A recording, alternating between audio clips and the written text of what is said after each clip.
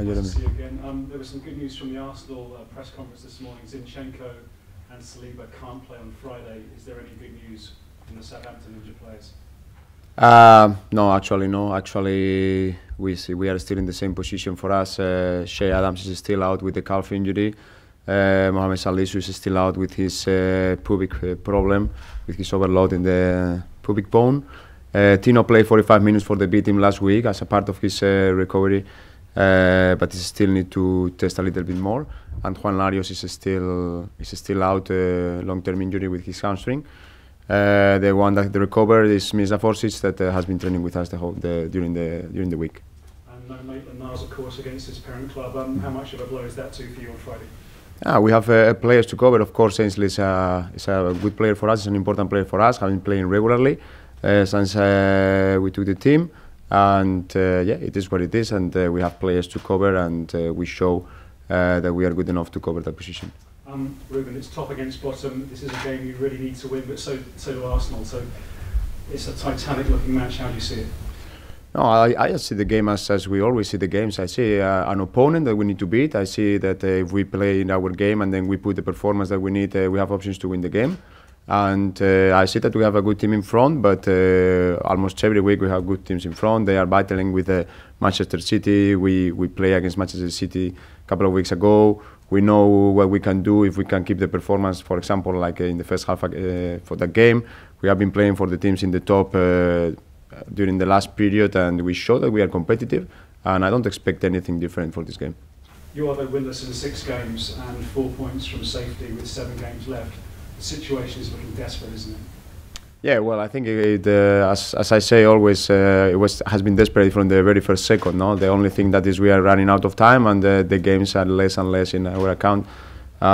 We put some good performances, but we didn't transform those in points, and hopefully we can change and invert the wheel, and then start to getting some points and together with some good performances. Southampton have never won at Arsenal in the Premier League. Even saying that, though, obviously Arsenal have been faltering slightly. Can you use that to help you on Friday? Well, I don't pay that much attention in those things. I just go and try to win the game. It's not about the history. It's about what is right in front of us. And as is our topic, we are going to go there. We are going to try to be ourselves. We are going to try to press them, and we are going to try to win the ball as high as possible to score goals and win the game. But this is something that we do every weekend. But we just need to adjust for Arsenal. And if we put a good performance and in the end we are there, it will be better for us. What about getting goals into the team? Only 6 in your 9 Premier League games so far. Saints fans want to see Onayachu starting. What are your thoughts on that one? Yeah, well, I don't make my lineup or my actions in terms of what anybody else thinks. We analyze. We think that we can put the team competitive, and it's not only about having 1-9 that can score the goals. You need to create the situations. You need to be able to be competitive and be in the game until you can score that goal. And I understand that the concern is that some players have been scoring some goals in some different environments, as our boys did it in other teams. But this is a completely different challenge for all of us, and it's a completely different challenge for all of them. So the solution is not to put 1, 2, 3 or 4 strikers. The solution is that the situations that we create playing as a team, we need to score it as a team. And this is not about one name. It's going to be a special night for Theo Walcott, going back to his old club, of course, where he scored over 100 goals. What kind of an impact can he have on Friday night? Well, Theo has been a capital player since we took the team. And nothing indicates that it's going to be different. I think it's going to be a little bit emotional for him. I expect it, but he has been there before. He even scored before there, so we expect for him to do as he did before and make a good game there, score goal, and hopefully is the one that makes the victory. Just finally, Rubén, your message to Southampton fans, it's looking bleak. Can you keep Southampton up still? Yeah, I think it still is mathematics, belief, work, players, persons working in the club, fighting every day to get the very best, and we are still there. It's still 4 points. It's one game to turn it around, and then we are going to do everything that we have in our hand to get it. Thank you. Thank you. Rubén, take me back to last weekend against Crystal Palace. We spoke in the build-up about it being a must-win, how all the games are must-wins, and the need to get that urgency into the players. What did you make of everything you saw, sort of attitude-wise and urgency-wise? Was there enough there on show? Yeah, I think it was enough. I think as happened in the games before, we create our situations during the first part of the game.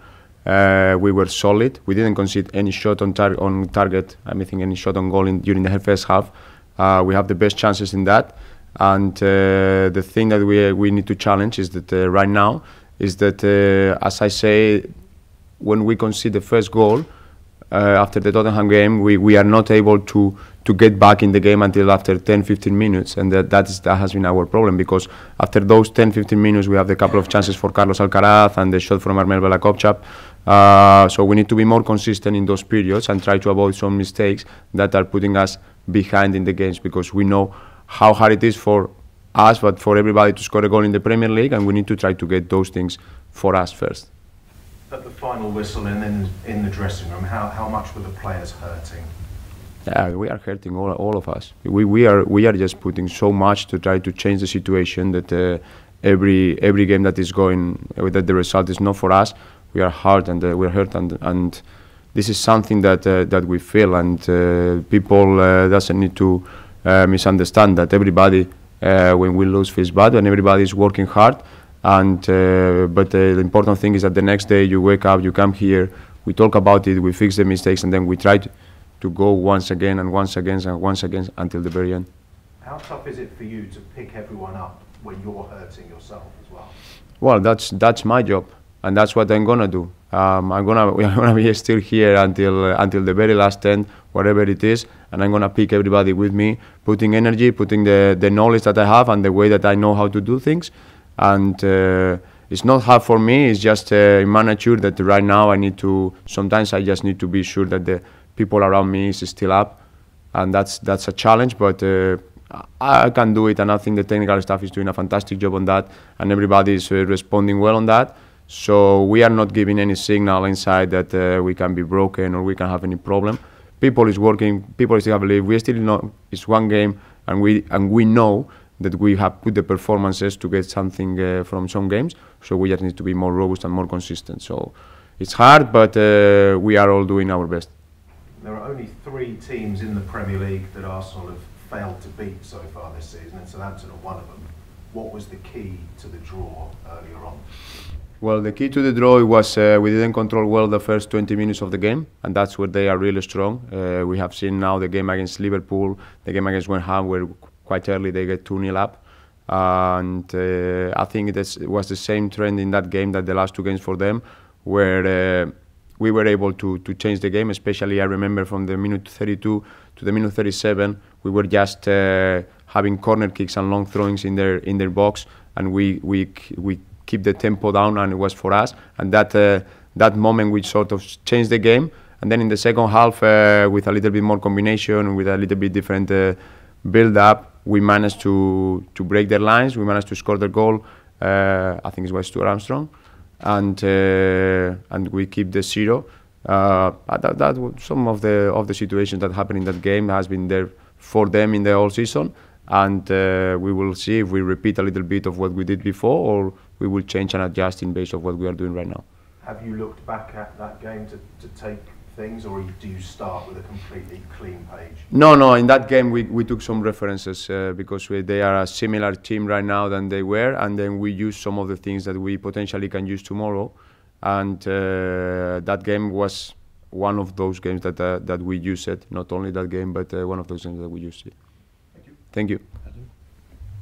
Rubén, can you really go and press and take on Arsenal because they're so good at doing that themselves?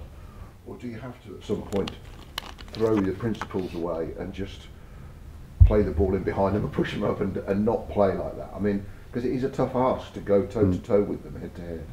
Yeah, but you can kick the long ball, but then you lose the control of the ball, and that's the problem. When you are there, you can kick it long, and then you can get the run the first couple of times, but you will lose the face, you will lose identity as soon as you make that. And I don't think that the 2 components are different. I think you can go and have your identity in terms of the defensive moment, pressing, and then what I think is that you can adjust your offensive to be a little bit more front-footed in some of the moments that maybe we can use that tomorrow. nice all Spanish manager again for you again. Mikel Arteta has taken a coaching path under different managers and then come through a difficult start as a manager. Do you look at his path as something you could happily replicate and try and follow yourself? Yeah, well, I think we have a completely different background. I was a great player, managed by the great coaches in his career, having the opportunity to join Pep Guardiola in his first experience as assistant manager, and took in Arsenal in a difficult moment. I think he did and he's doing a really good job with a younger squad, building something powerful. Of course, always it's very difficult when you have this kind of team to perform, especially in the Premier League, especially with a team that is meant to be in the top.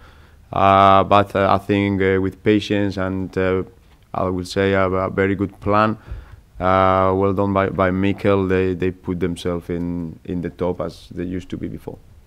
I was speaking to Theo after the Crystal Palace game, and he said it's emotionally draining going through relegation. You know, you try not to look at other results, but you have to look at them, and you know, it drains you emotionally. You've taken on a hell of a challenge to be a coach and then to take a Premier League club as your first management job at the bottom of the table. So a month or two on from where you took the job, how are you feeling with regards what you've gone into? Do you sometimes think, whew, this is a lot of responsibility, or do you not feel like that? Well, we will take it in part to explain you. I think when we took it, it was a challenge. I also know that if almost everything didn't fail before, I will not be here sitting with you. So I knew that if the challenge will come for me, it will be in different ways, but one of the ways will be that it needs to be something different in a difficult situation. And it is, and it has been from the very beginning. But I embrace the challenge. I think it's making me, it's making the players, it's making everybody try to be a little bit better from those situations. And we know in the beginning it's never easy for anything that, especially I do in my life. So I embrace that. I try to work in the very best. I try to wake up every day with energy. Some days, as you say, more drained than some other days. That's part of the human behavior, that the negativity always drains you more than the positivity. It's easy to join a team that is in a good spirit, is in a good mode and going.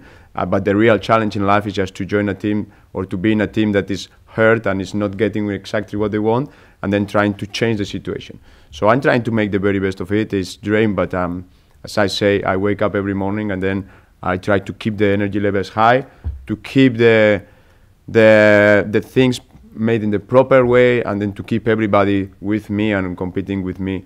And then, as Kobe Bryant said, we will rest at the end, not in the middle. And just finally, what's that experience done then? How you feel? You're still full of energy, I can see that.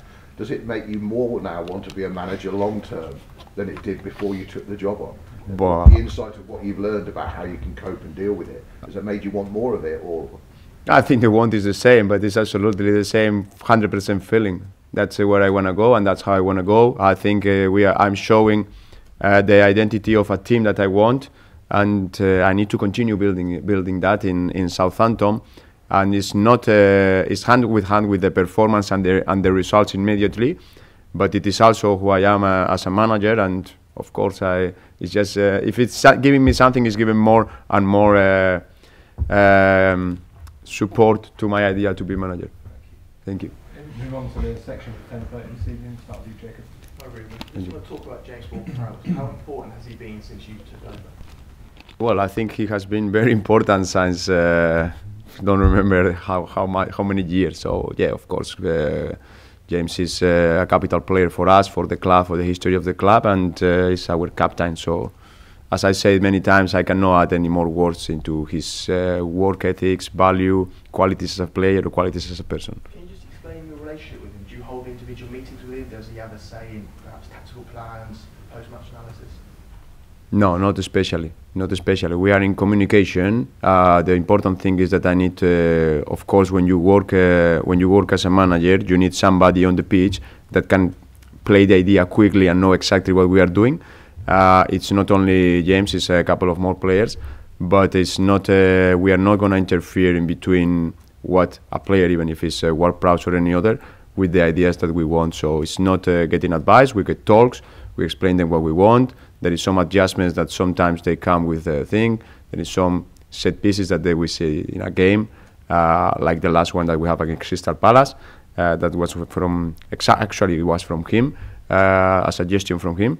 And we hear what they say, but in some specific context. Do you set other players look up to him in training, the way he handles himself as well? Yeah, I think he's a role model for us, and then it has been together with some other players, one of the capital players that we have, and that's what you have when you have a captain like him. It's clear that you've got such a strong belief in how you want to play. Where does that conviction come from for you as a coach? Well, the conviction is coming from of course, years of working in football and seeing things, but also in after all of that, having systems that are really tested and really work in some different environments, and that convictions come from the fact that having tested, have been used before for me, for other coaches in the players that we have actually now.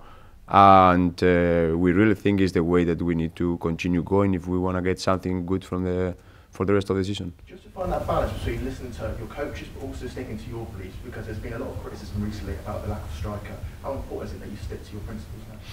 Well, I think it's misunderstood about the principles and the lack of a striker.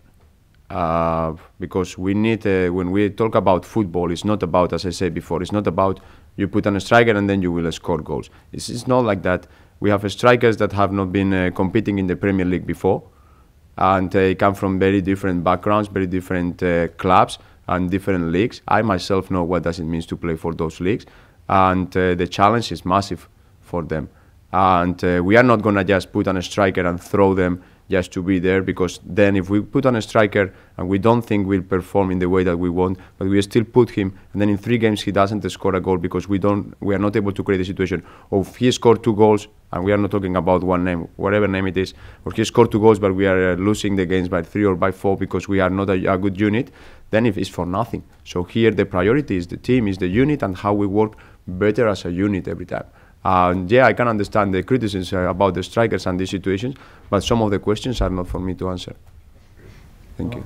Thanks, Jordan. Good morning, Rubén. Morning. I wanted to ask you about some of the changes that have been happening at Southampton a little bit higher up than you. There's been some, Toby has obviously left this morning or announced that he's leaving soon.